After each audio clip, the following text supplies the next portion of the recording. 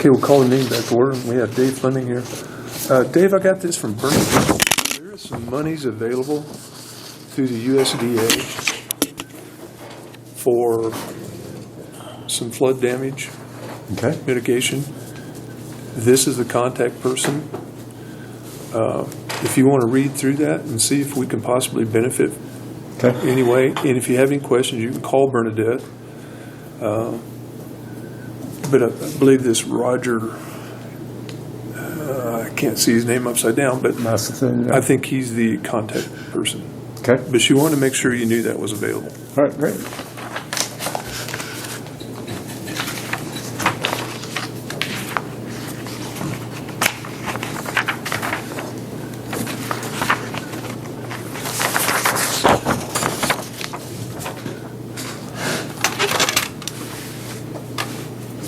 Can we apply for FEMA money? Not FEMA. It's not FEMA? No. It's kind of a crazy thing. I'll get to that a little later. Okay, this allied oil, this is our bulk oil that we get in on this one. Brad Sand and Gravel, this is our sand seal gravel that we got for our asphalt.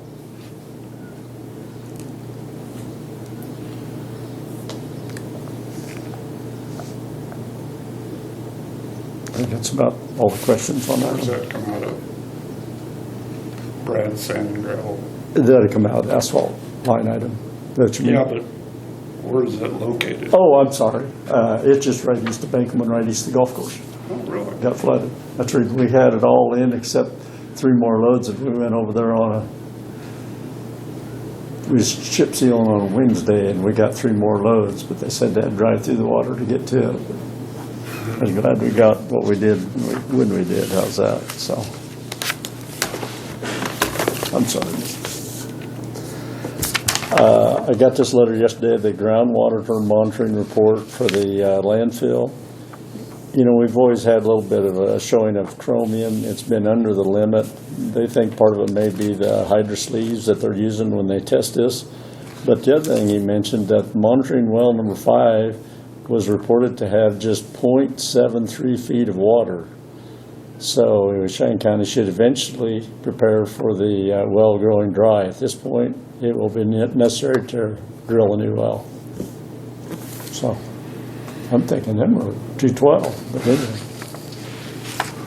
Kind of scary thought. And that's by the landfill, the one that's going to go dry? Yeah, that's. I don't know where it is at the landfill. I think it's the very west one. So. That's kind of scary. That means about every well in that area. Well, there's a double well right to the west. That pivot there takes 2 to operate it, I guess. So Would it be digging it deeper or relocating it? have to go deeper and maybe locate somewhere else. But it's still got to pick up your ground stream, and then we got the 2 east ones. There's 2 of them on the north side of the railroad tracks. We purchased an acre of land there probably 20 years ago. So how many wells are out there? there was originally 5, and I think there's just 3 right now. I think we had to close the other 2 of them in. So of the water monitoring wells, of course, we got to have gas monitoring wells. I'm thinking there's like 7 or 8 of them. So.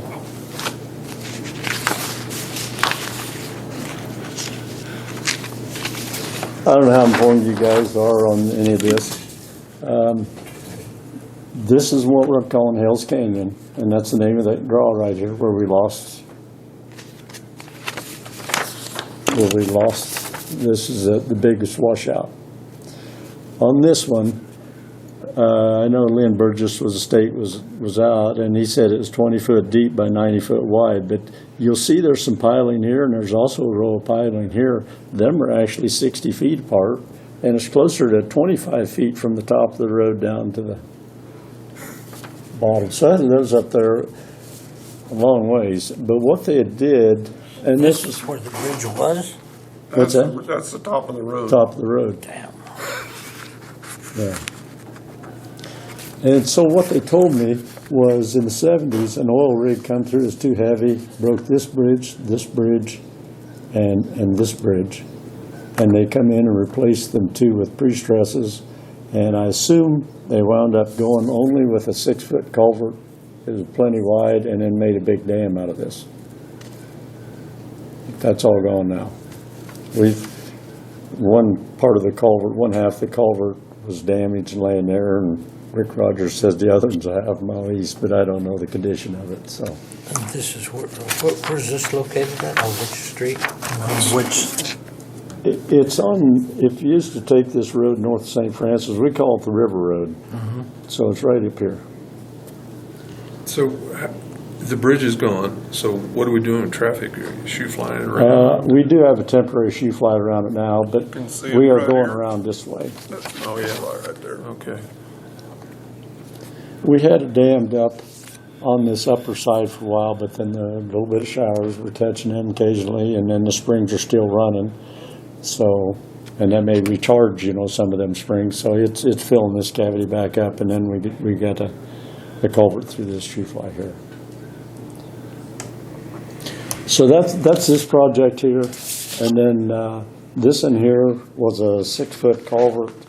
We wound up, it pushed it out.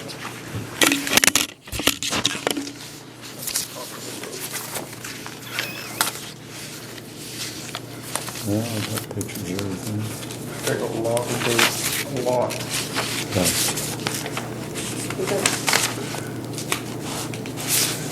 It's hard to comprehend all of that just.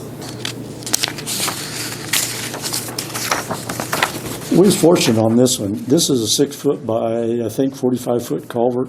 It was pretty straight. It just kind of pushed it out. So we wound up putting it back, and we got this road back open. That's up here south of Marlin Burrs. Correct. Yeah. So we're open with that one. And I don't think I brought the pictures in. No. And see the bridge just right. Well, everybody gets confused on directions. This would be southwest. A lot of wing wall damage on this bridge. You can see this I-beam, pilings twisted a little bit there. So on 3 of these corners, we're going to have to repair it. Call it the Barnhart Bridge, don't we? What's that? It's the Barnhart That's Bridge. what we call it, Barnhart Bridge. So, and now this one here, we had a steel tank in it. Everything's still in place, but everything washed off. The overflow went east of it. So, hopefully next week we'll be able to get enough dirt dry enough that we can replace that one, or get the road back open. And you don't get a ton of traffic on that road, I'm No, assuming. no, and it's only a mile detour for the folks there. So. But this one here is critical. It's over there where that X is at. They had 8-10 inches of rain right in that area, right through there. Well, you come south of Hegler, you get right at the top of this hill right here. We got like a 6-foot culvert here, and I think like a 6-foot high, about 15-foot bridge. It went over both them, and then went over every bridge after that point. The Hackberry comes, and then it went over this bridge, then comes back to this bridge. We got a low water crossing on this one. Went over. It didn't go over the bridge on these two, the Barnhart or the Fiedler. But it went over, they're high enough, but it went over like a quarter mile on each side of it, so. And we did a lot of washing. Yes, When it yes. went over, it was just like a waterfall. So now our biggest problem is this Hells Canyon Bridge. Part of the problem, and Gerald helped me explain this a lot. Since we had a culvert in there, we can't get funding through KDOT because it's was not on our bridge inventory.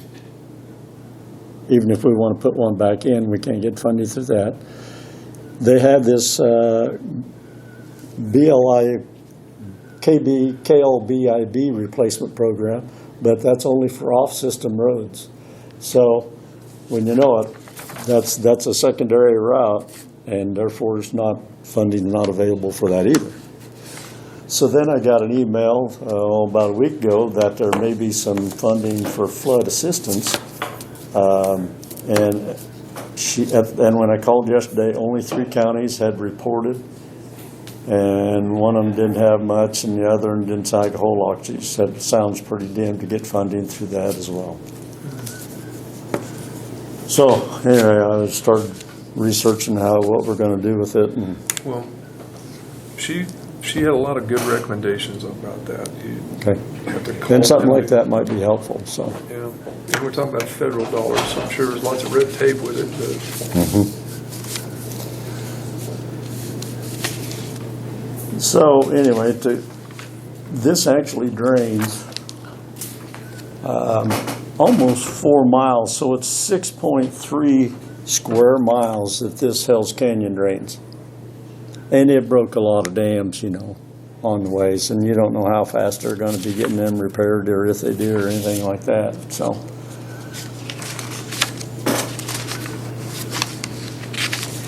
I started looking at culverts. Like I say, we had a 6-footer in there, and naturally it wasn't near big enough because it only has a 27 square foot opening. I looked into an 8-footer, and these were figures. I don't know if you guys want to look at them, Ron. These are figures from Rawlins County last year. So he evidently looked at replacing some boxes. This RCB is a reinforced concrete box bridge. So basically just a box all in concrete. And then here's a 12-foot culvert. I did figure that just a little bit. The square foot opening is 113. It come close to handling the capacity of it, but it would have to be so wide just to get our height of the road, since we're so deep. The time you do your 3-to-1 tapers to get your edge of the road up there. And there again, you drop on down. I even looked at the 2 8-footers. Well, the 8-footer is 50 square foot opening. A pair of them still would be less than the 12-footer. So then I went and looked at the 8 years ago, we wound up building a bridge, and we went through a kit from Husker Steel, and where they provided the end sets and the H-piling, and we just simply built the bridge. We installed these slabs and everything like that. So I thought, well, we'll keep this under 18 feet. If we're 15 foot high, that'd still be enough opening and for a 100-year flood or whatever. Well, then you run into more problems with that. So so then Gerald's come back and he said a double box, a 10 by 10 by 72 foot would be, good enough to handle a 100-year frequency flood. The 9 by 9 would keep us under, it would be good for a 50-year flood, and it would be less than this 20-foot span, so therefore be off our bridge inventory. So then, yeah, the trouble is, again, you'd have to have it 80 foot long if you're going to have that taper on that. He still thinks what's going to be close is going to be a double 10 by 10 by 72 foot bridge is going to be around $150,000 range. that's from Pinco you're talking. When I say Gerald, yes, Penco Engineering. Yeah.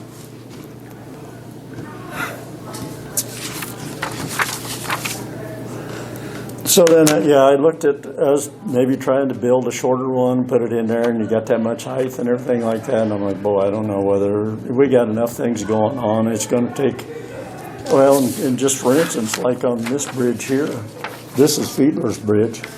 You can kind of see where the dirt line was.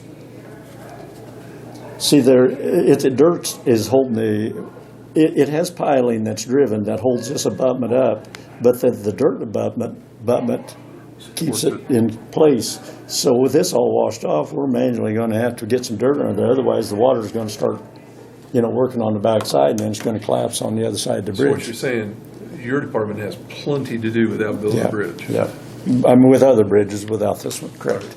So that was just an example that I have to do on that one. So I've talked to Gerald this morning. It'd be my suggestion to have them come up, do an engineer study a little more in depth than this. I think this has just been computer what he's been sending me. This one's out of the question, kind of. This one's what? You're saying this one's kind of out of the question, you can't do these? I think so. I mean, It would be a lot of work for us to do. I did get a quote for that, for a,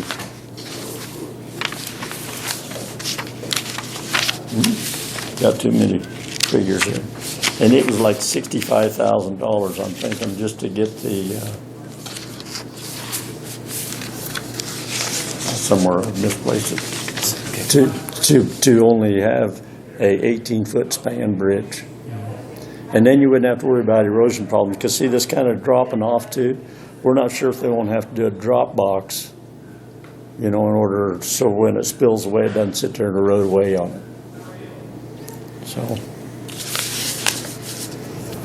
But anyway, I think they need to come out, do a little more study and do some surveying. We basically, originally the hill was like this, and then now they've leveled this off to make a dam or whatever, and then put that 6-foot culvert in. I think we'd probably be wiser going with a double concrete box and then just have a slight taper, so we have good enough sight distance and be safer and everything like that, and then it'd last forever. So I know it's more expensive, but You're gonna lower the road. we'd be lowering the roads. What I'm getting after is what I'm thinking, instead of leaving Okay. it. But you could still have a sway and still have good sight distance. Right. I don't think there'd be that much of a problem. I think they just had probably the dirt available, so then they made a dam out of it. But in essence, still have a 6-foot culvert, but made a Takes a heck dam. of a crane to bring these in. What's that? It takes a pretty good sized crane to bring these culverts in. Or do they build They them? have to build them on site. Yeah, Okay. yeah. These reinforced concrete bridges are built on site. They generally set it up and they pour the floor first, and then or the floors, then the head wall. It depends on however they do that, and then the deck on them. So, and then once you say, for instance, you get it this wide, and you get your 3-to-1 coming up, you don't have to have guardrails or anything like that. So another advantage with that. So. In that is what he's talking about in that $150,000 quote. 150,000 would probably be that double 10-to-10 box. Okay. Yeah, I agree with you. Let's make sure we have all of our ducks in a row before we bite on it, but Yeah, This is a 100-year bridge. it's what they call a 100-year flood bridge. Yeah, and I know the 6-foot culvert that they did there was put in the 70s, so you got close to 50, but it was a high risk. We was always having trouble with it washing on the edges and everything like that the way it was. So, yeah. They may have just run out of funding at that time and went that route, and it worked for a while. So. well, I don't know, a 50-year for me would probably be enough. I'm thinking maybe a 10-year might get Yeah, it might be even less. I gotta know about what Leslie's age is, and like 50 years and buy work for her. Gets close, Yeah. wouldn't it? So we still got a lot of, I think we'll get this minimum maintenance road open here. We still got to get this one open. Horse Thieves Cave, it's open, but it's got some deep washes on this edge. We had a lot of spilling over on the edge of this one. We're going to have to haul dirt in to get it corrected. Well, I noticed on BB there was a lot of places that the whole side of the road had just caved in, disappeared. Yeah. Well, you can see the big lagoon, we Yeah. call the basin up There here, on all the Jared water up there. Dalford's, yeah. Where you getting all this dirt?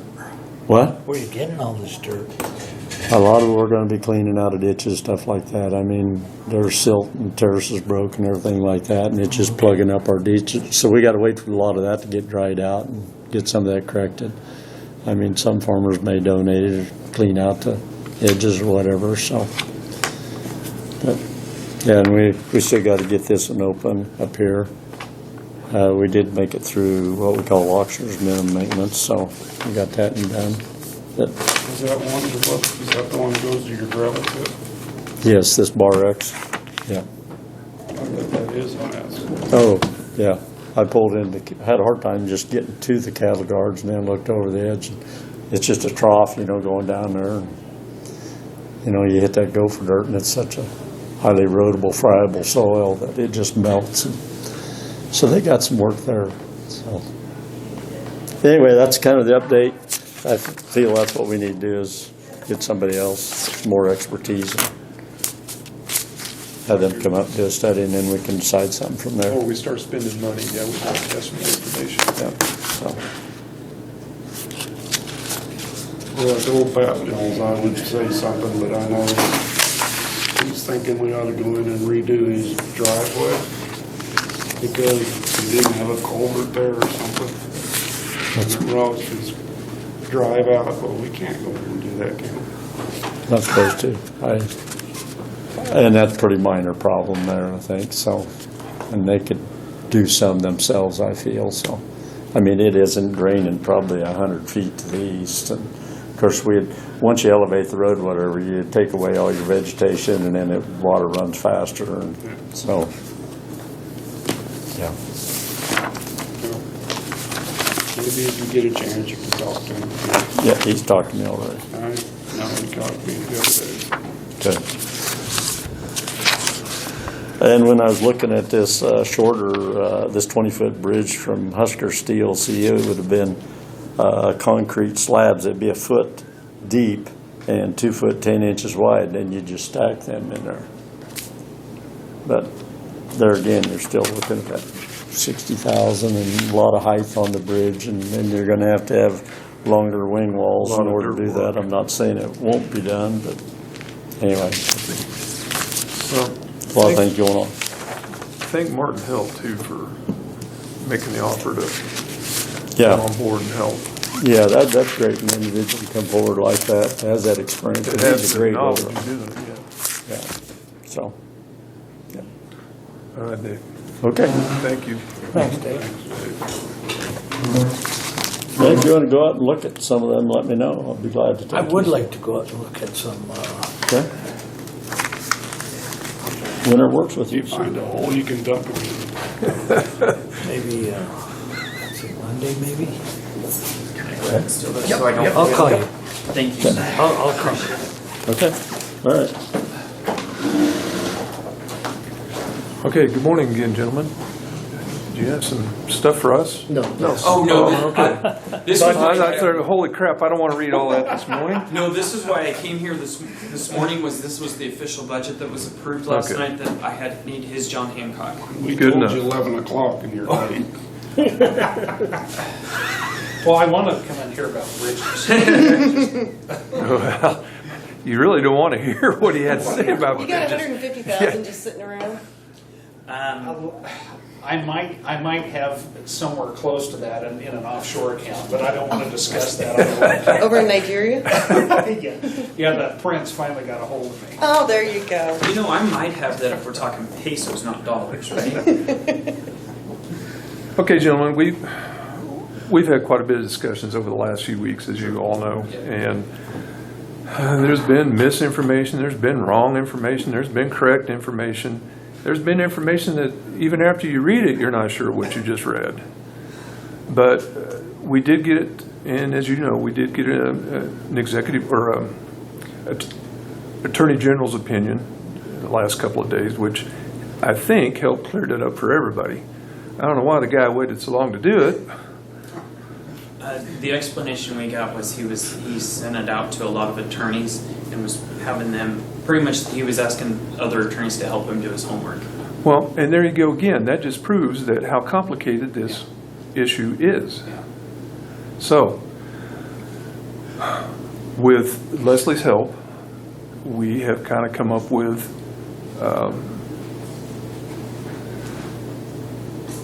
I'm going to make a motion. Well, I'll just do it right now. Okay, I make the motion. I'm going to move pursuant to the Attorney General Derek Schmidt's opinion 2020-8 regarding authority pertaining to Governor Kelly's executive order of 20-59.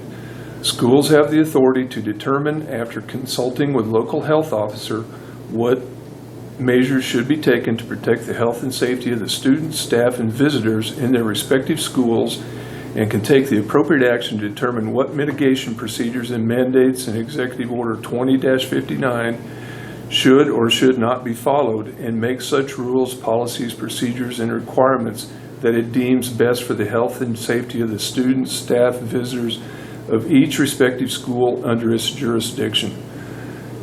Since we have two school systems in Stop, Inside. that's the motion.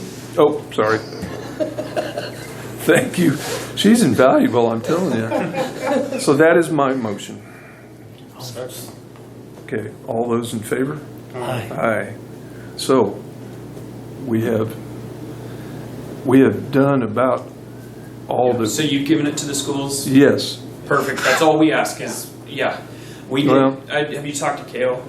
yes, Okay, so did you hear, so just so you know for off the record, this is, so yeah, we'll have information out this afternoon. okay, good. So So from this point forward, we're going to move forward together, right? yes, and I was going to, before I left, say, I hope we can have a good, solid. Oh, yeah. I know you're a main guy, and Yeah, it's just been such a vexing issue for everybody. well, what the problem is once you start reading news articles or somebody else's opinion that is published, pretty soon you're bogged down in Yeah. not correct information.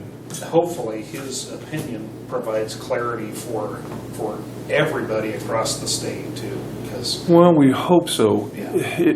I read it. I had to read it like 3 times, and it was a. Well, he contradicted himself in there too. I- Did he not? In that conclusion? It wasn't as plain as I was Right. hoped it was going to be. right. It took a long time to digest and dissect. 'Cause How's like- that? Okay, so please just for my general knowledge, because like when I read his conclusion over and over and over, at first it says it makes it sound like at the beginning part of that conclusion that the county has to opt out, but then at the very bottom it says they don't have. It almost sounds like they didn't have to. So it's like, Basically, what it boils down to is that my interpretation of 2020-8 for the purposes of the commissioners, because I'm not the school's attorney. right. But for the purposes of the commissioners is that the schools have always had the option. Under their home rule statute, the schools have always had the option to come in and make policies and procedures that pertain to the school. And so what that Attorney General's opinion is saying is that it could be the commissioners that come in and do it, or it could be the school board, because the school board has always had that authority. And one of the things we wanted to avoid, we have never, and we don't want a part of your policy and procedures. Sure. That's the reason you elected a board. That's the reason you have that board, is to make those decisions. We don't want to transfer powers back and forth, because I'm afraid if we wouldn't, but you are going to have instances in the state where once the county government gets involved in your school system, they're going to stay there. Yeah, I would be happy with no more mandates. I think that would make everybody. I doubt if that happens. I very seriously doubt if that happens. But, we'll tackle these things one at a time, but Cale put it very well when I talked to him the other night too. He said, where this is such a cluster is our attorneys are saying one thing, your attorneys are saying something else, and the school in the county is stuck in the middle, and every which way we're being pulled. And well, trust me, we're not unique. Leslie has reached out to Several counties. several counties, and we're all struggling with it. And the Kansas Association of School Boards always advises from the viewpoint of eliminating any scintilla of liability for the school. It's almost impossible. It is, yeah. And see, and that was our concern, and Leslie's, and that's her job, is to look out for our liabilities. Right.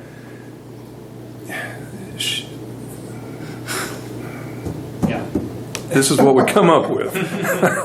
yeah. Well, I think we're happy. We just think that we should have local control of what goes on here locally, and, a mandate that comes from the governor, whatever, political party he or she happens to be from, is just contrary to everything that we're taught in education and everything else. Well, and see, and this is all unique, though. How many times do you come out with and see executive orders from the governor or the president? I mean, it happens, but Very seldom do you see one that affects so many people. Yeah. Yeah. So moving forward, if you guys need something, do not hesitate to help us. But we're really hesitant to get involved in your business. Sure. Understand. And I respect that and appreciate it, so thank you. Yeah. So thank you, gentlemen. Yes, thank you. And thank you, Leslie. And I'm Yeah. sorry if I was a pain in your Didn't mean to. area. No, you're fine. I You were, attend you were city. pretty far down the list, so. Okay. But anyway, I hope you have a great school year. Thank you. Let's hope that we can stay steady for a while without Yeah. some new mandates and rules and regulations. Boy, no kidding. No You know, kidding. what I just saw on the news, that the New York superintendents in New York City, or visiting state of New York, they don't want to start school. I know. I The did not governor hear said that. start school, and the administrators are saying, nope, we can't do it safely. I think here a few weeks ago, the teachers union in the Denver metro area was saying they didn't want to start school until there had been no COVID cases in the metro area for 14 days. How come Then we you'll never never- get school started again. The teachers union in the Denver metro area. So, yeah, it's gonna be online learning from here on out. It translates into, I want to be paid for doing nothing for as long as that's sustainable. But if you say the school board says we're gonna start school and they don't show up, do you have to pay them? You would have to have an attorney look at the negotiations, because where they're in a union, they're gonna have negotiations between them and the school, and you would have to read the fine print on that, so. Yeah. Well, we hope we've kind of put you to ease. You guys feel confident in making your own decisions Yes, and moving forward with them. I sure do. Yeah. Well, let's get after it then. That's right. Thank you all. thank Have a you good guys very weekend. much, All right. appreciate it. See you guys. Good luck for the year.